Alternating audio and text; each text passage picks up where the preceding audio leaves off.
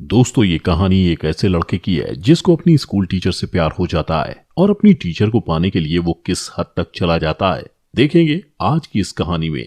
तो कहानी की शुरुआत लाना नाम की एक स्कूल टीचर को दिखाते हुए होती है जो एक मैरिड वुमेन थी। उसकी एक बेटी थी जिसका नाम था राशा। लाना जिस स्कूल में पढ़ाती थी वहाँ बेनी नाम का एक हैंडसम लेकिन शरारती हरकतें करने वाला लड़का भी पढ़ता था जो लाना के क्लास में पढ़ाते वक्त सिर्फ उसे ही देखता रहता था, मानो जैसे वो लाना को प्यार करने लगा हो। ये देखकर लाना भी उसकी तरफ अट्रैक्ट हो जाती है। उसे समझ में नहीं आता कि वो बेनी से कैसे डील करे क्योंकि वो उसका सिर्फ एक स्टूडेंट था। कभी कभी तो बेनी लाना के इतना करीब आ जाता था कि लाना को खुद पर कंट्रोल कर पाना बहुत मुश्किल हो जाता था। इसलिए लाना उसके अट्रैक्शन से बचने के लिए कुछ भी करने को तैयार थी। वो जितना हो सकता उतना दूर उससे रहने की कोशिश करती। एक दिन लाना सुबह क्लास में पहुंचकर अपने सभी स्टूडेंट्स को टेस्ट पेपर बांटती है और उनको इंस्ट्रक्शन देने के बाद पेपर लिखने को कहती है। तभी वो नोटिस करती है कि बेनी पेपर में कुछ भी नहीं लिख रहा और उसी की तरफ देखे जा रहा है। लाना उसको इग्नोर करके दूसरी तरफ देखने लग जाती है। क्लास के बाद वो अपनी बेटी राशा को स्कूल से लेने जाती है। राशा उसे हक करके बताती है कि स्कूल बहुत बोरिंग था। इस पर लाना हंसने लगती है।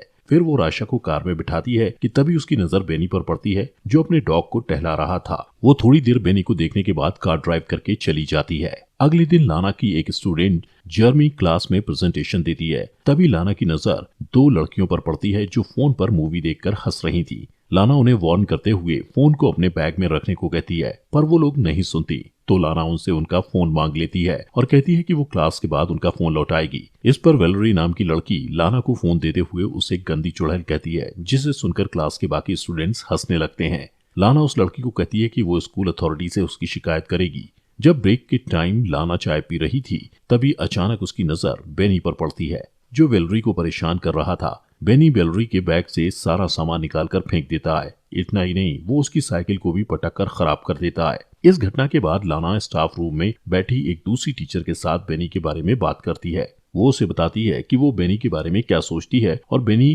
कैसा रिएक्ट करता है। वो उस टीचर से उसकी राय लेना चाहती थी पर वो टीचर कंफ्यूज हो जाती है और उसे समझ नहीं आता कि क्या राय दे। तब लाना उससे कहती है कि उसे परेशान होने की जरूरत नहीं। अगले दिन क्लास के बाद लाना बेनी से कहती है कि वो उससे कुछ बात करना चाहती है।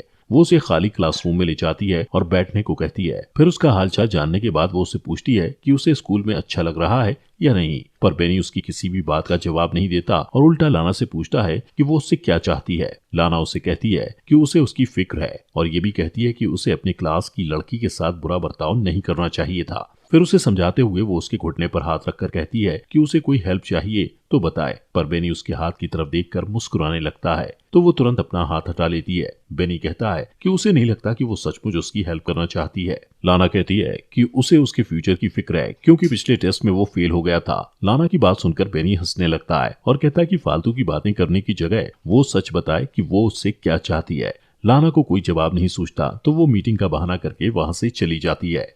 लेकिन जाने से पहले बेनी से कहती है कि जो कुछ भी वो कह रही थी वो उस पर गौर करे। अगली सुबह दौड़ने के बाद वो सांस लेने के लिए एक झील के पास रुक जाती है। सीन शिफ्ट होता है और क्लास के बाद वो देखती है कि बेनी का बैग जमीन पर पड़ा था। वो आसपास नजर दौड़ाती है कि कोई उसे देख तो नहीं रहा। फिर वो बेनी के बैग से उसका स्वेटर निकालकर सूंघती है और वापस बैग में रख देती है। फिर दरवाजा खुलने की आवाज सुनकर वो वॉशरूम में चली जाती है और वहां झुककर नल से पानी पीने लगती है। इसके बाद जैसे ही वो उठती है अपने सामने बेनी को देखकर नर्वस हो जाती है। बेनी उसके बाएं को पकड़ लेता है और उसका हाथ हटा देती है पर बेनी मुस्कुराते हुए दोबारा वही हाथ रख देता है और आगे बढ़कर उसकी गर्दन पर किस करता है। वो उसकी बाहों में खो जाती है पर तुरंत ही होश में आकर उसे रोक देती है और कहती है कि उन दोनों के बीच दोबारा ये सब नहीं होना चाहिए और उसे धमकी देती है कि वो इसके लिए उसे स्कूल से निकलवा भी सकती है। वो बेनी से कहती है कि वो आग से खेल रहा है और जैसे ही जाने के लिए मुड़ती है बेनी चिल्लाकर कहता है कि वो ये सब करना चाहती है पर लाना कहती है कि वो अपने किसी भी स्टूडेंट से प्यार नहीं कर सकती। अगले दिन स्कूल के हॉलवे में बेनी लाना से कहता है कि वो क्लास के बाद उससे मिलना चाहता है पर वो मिलने से इनकार कर देती है। बात करते हुए वो लोग स्टेयर्स की तरफ चले जाते हैं। लाना कहती है कि उन दोनों के बीच जो कुछ भी हुआ था इसके लिए वो शर्मिंदा है। वो बेनी से कहती है कि वो उसका ख्याल अपने दिल से निकाल दे। ये कहकर वो वहां से चली जाती है और पार्किंग लॉट में जाकर देखती है कि उसके कार का साइड मिरर टूटा हुआ था और उसके कार पर स्क्रैच लगे हुए थे।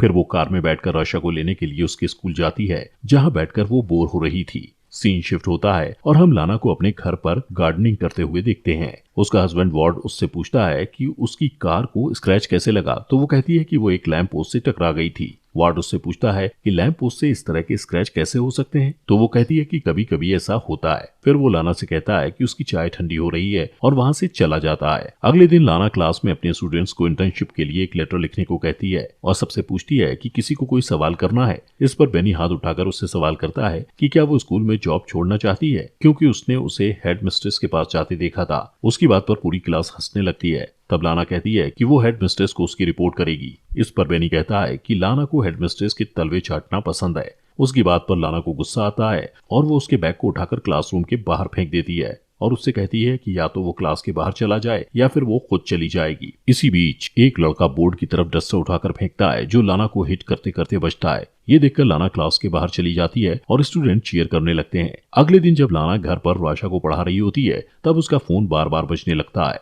पर जब भी लाना फोन उठाती है दूसरी तरफ से कोई नहीं बोलता। अगले दिन जब लाना स्कूल जाती है तो टाइम से पहले बेनी को क्लास में अकेला बैठा देखकर डर जाती है और स्कूल की रिसेप्शनिस्ट को जाकर कहती है कि उसकी तबीयत ठीक नहीं लग रही। इसके बाद वो घर चली जाती है। रात को डिनर बनाते समय वार्ड उससे पूछता है कि उसका दिन कैसा रहा, तो वो झूठ बोल देती है कि वो सारा दिन स्कूल में पढ़ाती रही और अपने स्टूडेंट के एग्जाम पेपर्स भी चेक करती रही। अगले दिन राशा को स्कूल में छोड़ने के बाद वो काम पर नहीं जाती और एक नदी के किनारे रुककर एप्पल खाने लगती है। फिर वो म्यूजियम में चली जाती है और थोड़ी देर तक पेंटिंग्स देखती रहती है।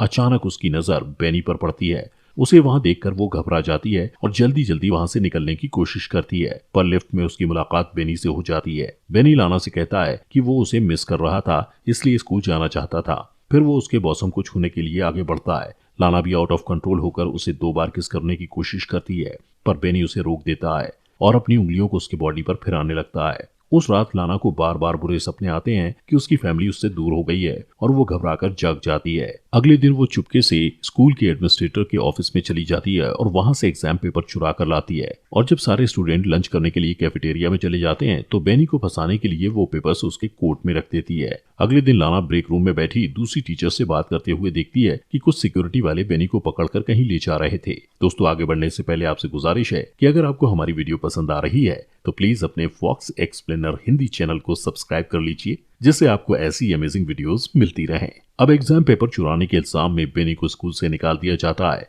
उसके जाने के बाद लाना उसे मिस करने लगती है और उसके साथ बिताए हुए पलों को याद करती है। एक दिन लाना और आशा एक बुक स्टोर में जाते हैं। राशा को अपने फ्रेंड किम को गिफ्ट करने के लिए बुक खरीदना था, पर वहां जाकर राशा कपड़े से बना हुआ एक जानवर लेने की जिद करने लगती है और लाना उसे मना कर देती है।